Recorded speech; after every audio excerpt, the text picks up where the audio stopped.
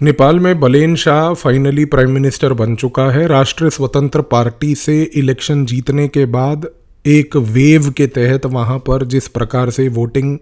घंटी के बटन पर हुई और जिस तरीके से राष्ट्रीय स्वतंत्र पार्टी ने पूरे नेपाल को स्वीप किया,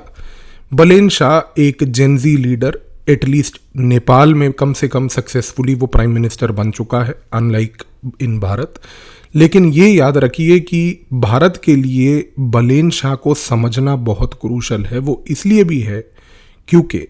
अगर हम बलेन शाह को देखें और हम देखें कि वो राष्ट्रीय स्वतंत्र पार्टी से आया है, तो दो चीज़ें बड़ी केयरफुली यहाँ पर ऑब्जर्व करने की बात है कि पहला, ये एक ऐसा लीडर है जो एक पोस्ट लेगेसी शिफ्ट नेपाल में लेकर आया है और नेपाल के अंदर एक नई पॉलिटिकल डायरेक्शन है। ये भारत के लिए समस्या इस कारण से है क्योंकि भारत अभी तक जब नेपाल से डील करता था तो उसके पास अलग अलग पार्टियों के अलग अलग लीडर्स के साथ एंगेज करने के क्लियर कट फ्रेमवर्क्स थे। लेकिन यहाँ पर अब एक डिसरप्टिव पॉलिटिक्स के तहत एक नया लीडर आने के बाद नए फ्रेमवर्क्स की आवश्यकता है। दूसरा, सबसे बड़ी चीज़ ये भी है कि अगर हम बलेन शाह और राष्ट्रीय स्वतंत्र पार्टी को देखें तो राष्ट्रीय स्वतंत्र पार्टी खास करके एक नई पॉलिटिकल फोर्स है जो 2022-23 में ही नेपाल के अंदर इमर्ज हुई और इमर्जेंस भी उसका इस प्रकार से हुआ कि 3 साल के अंदर अंदर उसके पास मास लेवल की सत्ता जो है पूरे के पूरे नेपाल की मिल गई। यहाँ पर जब एक जगह पर कम्युनिस्ट पार्टीज थी और दूसरी जगह पर नेपाली कांग्रेस थी, इन सारी पार्टियों के तहत जब भारत एंगेज इन सबसे करता था, मैं फिर वही कहूँगा कि उस समय के फ्रेमवर्क्स आज राष्ट्रीय स्वतंत्र पार्टी पर नहीं लगेंगे। इस रीज़न से भारत की इंटेलिजेंस एजेंसीज ने बलेन शाह को लेकर खास करके जो उसके साइकोलॉजिकल प्रोफाइल को बिल्ड किया है वो जानना इसलिए आवश्यक है क्योंकि जब आप इस व्यक्ति को समझेंगे कि इसका साइकोलॉजिकल प्रोफाइल क्या और कैसा है, तब आप समझ पाएंगे कि इसका रवैया और व्यवहार आने वाले समय में पहली बात तो कैसा होने जा रहा है।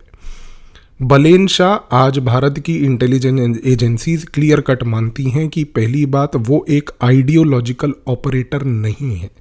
ये शब्द आइडियोलॉजिकल ऑपरेटर इसलिए महत्वपूर्ण है क्योंकि नेपाल के अंदर जितनी भी राजनीतिक पार्टियों से जुड़े हुए लोग थे और जितने भी वहाँ के अलग अलग प्रकार के राजनेता थे, नेपाल में वो हमेशा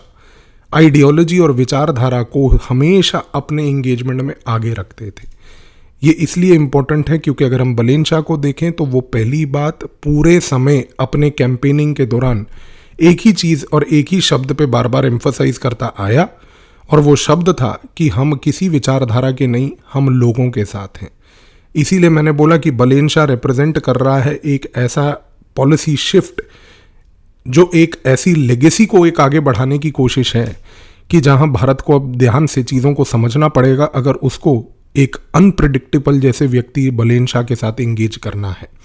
क्योंकि यहाँ पर जब इस पार्टी की कोई खास करके विचारधारा नहीं है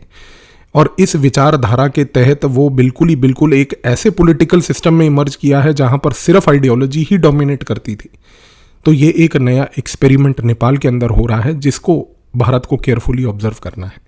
इस रीज़न से आज भारत की इंटेलिजेंस एजेंसीज ये बात दूसरी मानती हैं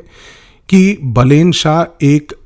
पॉपुलिस्ट लीडर है। पॉपुलिस्ट लीडर यानी कि एक ऐसा व्यक्ति जो अक्सर जनता के बीच जाकर अपनी इमेज बिल्डिंग करने की कोशिश करता है। उसको जनता के बीच रहकर ये इंश्योर करना है कि जनता ही जनार्दन है और जनता ही अगर मेरे पर्टिकुलर जितने भी व्यवहारों को एक्सेप्ट करेगी उतनी मेरी लेजिटिमेसी बढ़ेगी। इस रीज़न से जब भारत आज की डेट में बलेन शाह को देखती है तो भारत की इंटेलिजेंस एजेंसीज बहुत स्पष्ट तरीके से ये बार बार ऑब्जर्व कर चुकी हैं कि बलेन शाह यहाँ पर किसी भी प्रकार का किसी भी तरीके का, अगर हम सिंपल बात बोलें तो वो कोई फिलोसॉफिकल नेगोशिएटर नहीं है। वो फिलोसॉफिकल नेगोशिएटर इसलिए नहीं है क्योंकि वो एक हाई सिंबोलिज्म लीडर है। हाई सिंबोलिज्म लीडर का मतलब ये है कि वो अपनी लेजिटिमेसी पब्लिक के थ्रू गेन करके गॉज करेगा। अब एक उदाहरण देखिए, अगर एक व्यक्ति हाई सिंबोलिज्म लीडर होता है, ये अंतर्राष्ट्रीय स्तर पर बहुत सारे ऐसे लीडर्स हैं जो हाई सिंबोलिज्म लीडर्स होते हैं, उन लीडर्स के साथ एंगेज करने का एक बड़ा पेक्यूलियर पॉइंट आपको समझना है। हाई सिंबोलिज्म लीडर्स जो होते हैं वो अक्सर ऐसा व्यवहार पेश करने की कोशिश करते हैं कि जहां पर कोई भी वो डिसीजन लेने से पहले ये देखेंगे कि जनता हमें परसीव कैसे करेगी। वो ये नहीं देखेंगे कि इसका देश पे क्या इम्पैक्ट होगा, वो ये नहीं देखेंगे कि देश आगे बढ़ेगा या नहीं बढ़ेगा, वो ये देखेंगे कि मेरी पर्सनल छवि पे क्या इम्पैक्ट आएगा। और कई बार कोई लॉजिकल डिसीजन भी अगर होगा, वो लॉजिकल डिसीजन को नहीं लेंगे इस रीज़न से, अगर उस लॉजिकल डिसीजन को लेने की वजह से मान लीजिए उनकी छवि खराब हो जाए, तो आप कॉन्फ्लिक्टिंग पॉइंट को समझिए। डिसीजन लॉजिकल है, आप लॉजिकल डिसीजन नहीं ले रहे जस्ट बिकॉज कि उस डिसीजन को लेने से शायद आपकी छवि पे कोई इंपैक्ट आ जाए, लेकिन ऐसा डिसीजन जो शायद इलॉजिकल भी होगा वो आप ले लेंगे अगर आपको ये लगे कि मेरी छवि उससे जो है 10 गुना और इंप्रूव हो जाएगी। ये एक अनप्रिडिक्टेबल बिहेवियरल ट्रेट बलेन शाह के केस में अक्सर देखा गया है, खास करके तब जब वो व्यक्ति पहले काठमांडू सिटी का मेयर था और उससे पहले म्यूजिक इंडस्ट्री में भी उसने अपना एक नाम बनाया था। दोनों जगह पर इस प्रकार का बिहेवियर पहली बात तो देखा गया है। इस रीज़न से भारत की इंटेलिजेंस एजेंसीज अब ये जानती हैं कि बलेन शाह इस मोमेंट पर ऑथेंटिसिटी प्रिजर्वेशन पे फोकस करेगा। ऑथेंटिसिटी प्रिजर्वेशन का मतलब सिंपल ये होता है कि वो जनता में जाकर बार बार ये बात बोलेगा कि देखिए मैं किसी पुराने सिस्टम यानी कि पुरानी विचारधाराओं वाली पार्टियों का हिस्सा नहीं हूँ, मैं यहाँ पर एक सोवरिन लीडर हूँ। सोवरिन लीडर होने के नाते मैं किसी देश का कठपुतली नहीं बनना चाहता। तो वो पब्लिक के अंदर जा जाकर बार बार ऐसी इमेज पेश करने की कोशिश करेगा कि मुझे ना भारत ना चाइना कंट्रोल कर सकती है। और ये इसलिए महत्वपूर्ण है क्योंकि नेपाल की राजनीति में एक एंटी इंडिया सेंटीमेंट बनाना बहुत ही ईजी फैक्टर है वहाँ पर, और एंटी इंडिया सेंटीमेंट बनाकर लोगों के ओपिनियन को वहाँ पर मोल्ड कर लेना हमेशा से एक बहुत बड़ा पॉइंट नेपाल की राजनीति में चलता रहा है। तो बलेन शाह भी यहाँ पर वही ऑथेंटिसिटी प्रिजर्वेशन के तहत कोशिश करेगा ये बार बार मैसेज देने की कि देखिए मैं किसी का कठपुतली नहीं हूँ। और वो इसलिए भी करेगा ये क्योंकि भारत की इंटेलिजेंस एजेंसीज ये भी जानती हैं कि उसका ऑब्जेक्टिव है youth mandate preservation. Youth mandate preservation क्योंकि वो अपने आप को एक रिफॉर्मिस्ट यूथ ओरिएंटेड लीडर के तहत पेश करके वहाँ पर आया है, और इसके आने के तहत अब वो नेशनल लेवल पर एक सिग्नलिंग करने की कोशिश बार बार ये करेगा कि भाई मैं एक ऑटोनोमस लीडर हूँ। भारत की एक्सटर्नल इंटेलिजेंस एजेंसी ने भारत की मिनिस्ट्री ऑफ एक्सटर्नल अफेयर्स को ये बात कई बार बोली है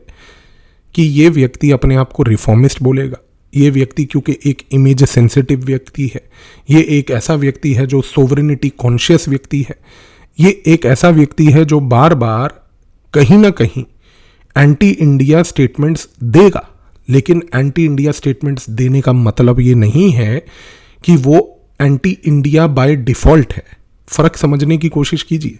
क्योंकि ये व्यक्ति अपनी इमेज को लेकर ज़्यादा कॉन्शियस है। तो पब्लिक में जाकर जहाँ पर एक ऐसा पॉलिटिकल सेटअप है नेपाल का जहाँ एंटी इंडिया स्टेटमेंट देने से वाहवाही और तालियां बजती हैं, उस प्रकार की स्टेटमेंट से वो अपनी लेजिटिमेसी बनाने की कोशिश करेगा। पर उसका मतलब ये नहीं है कि उसका व्यवहार डिप्लोमेसी में कन्वर्ट होगा एक एंटी इंडिया सेंटीमेंट से, क्योंकि वो ये बात समझ चुका है बलेन शाह कि इस मोमेंट पर नेपाल की अगर वो प्रोग्रेस चाहता है, जिस पर्पज़ के लिए उसको लोगों ने नेपाल में उस सीट पर बिठाया है, उसके लिए वो भारत जैसे देश को कतई ही अपसेट नहीं कर सकता। क्योंकि भारत के साथ जो नेपाल का रोटी बेटी का रिश्ता है, भारत के साथ जिस प्रकार का एक लैंड लेवल पर रिश्ता है, ट्रेड लेवल का रिश्ता है, कतई ही बलेन शाह इन चीज़ों को डिसरप्ट नहीं करना चाहेगा। बिकॉज उसके पास कोई और वैकल्पिक तौर पर चाइना उतना बड़ा फोर्स वहाँ पर नहीं है, क्योंकि चाइना का इस मोमेंट पर जोग्राफिकल बैरियर जो हिमालयन रीजन का है वो प्रिवेंट करता है एक बहुत ज़्यादा डीप रिलेशनशिप की। और सबसे बड़ी बात, नेपाली लोग भी पर से भारत के साथ कोई पर्सनल एनिमिटी नहीं रखते। तो अगर उसने पॉलिटिकल लेवल पर यह चीज़ करने की कोशिश करी तो वो उसके लिए भी हानिकारक होगा, क्योंकि उसके लिए लोग कतई ही उसका समर्थन पहली बात तो नहीं करेंगे इस मोमेंट पर। इसी रीज़न से भारत की एक्सटर्नल इंटेलिजेंस एजेंसी ये बात भी जानती है कि यहाँ पर अगर बलेन शाह किसी भी प्रकार का कोई एंटी भारत स्टेटमेंट कभी देता भी है तो वो एक पर्टिकुलर वर्ग को केटर करके उस वर्ग के अंदर अपनी इमेज बिल्डिंग करेगा, लेकिन ओवरऑल उसका रवैया विदेश नीति में ट्रांजैक्शनल रहेगा। वो ट्रांजैक्शनल इसलिए रहेगा क्योंकि जिस प्रकार की पब्लिक सर्विस डिलीवरी के लिए बलेन शाह यहाँ पर आया है कि हम नौकरियाँ देंगे, एजुकेशन को इम्प्रूव करेंगे, हेल्थ सेक्टर को इम्प्रूव करेंगे, वो ट्रांजैक्शनल रिलेशनशिप आज भारत को पकड़नी है। और भारत को भी ये बात स्पष्ट रखनी है कि नेपाल के साथ आने वाले समय में अब कोई विचारधारा वाली नीतियां नहीं चलेंगी। एक ट्रांजैक्शनल बेसिस पर रिलेशनशिप रख के भारत को भी यहाँ पर टूरिज्म को लेकर इम्पोर्टेंटली उसको प्रमोट करना, इसके साथ साथ कनेक्टिविटी प्रोजेक्ट्स, हाइड्रो पावर और सबसे इम्पोर्टेंटली डिजिटल फिजिकल इंफ्रास्ट्रक्चर वाला जो पूरा प्रोजेक्ट का गेम है, उस चीज़ को किस तरीके से नेपाल में बढ़ावा देना जिससे कि नेपाल के अंदर भी विकास हो और जिससे कि भारत का भी विकास हो। ये दोनों चीज़ों पर पहली बात तो भारत को भी फोकस करना है। लेकिन ये बात क्लियर है कि बलेन शाह की तरफ से आप उसकी ओवरऑल जो ये पर्सनैलिटी है वो वहाँ पर इस प्रकार के सिग्नल्स आप डिलिबरेटली देखोगे कि वो कई बार ऐसे स्टेटमेंट्स देगा, पर स्टेटमेंट देना विजा विज कॉन्डक्ट करना दो अलग चीज़ें हैं। ये फ़र्क, क्योंकि इनके बीच में एक ट्रांजैक्शनल स्पेस है जिसको एक्सप्लोर करना है, ये पॉइंट अगर आप समझ गए तो आज समझ जाएंगे कि बलेन शाह जैसे व्यक्ति को मैनेज कैसे करना है, देखना कैसे है और वो क्या आगे रणनीति लेकर नेपाल और भारत के रिश्तों को बढ़ाएगा। धन्यवाद।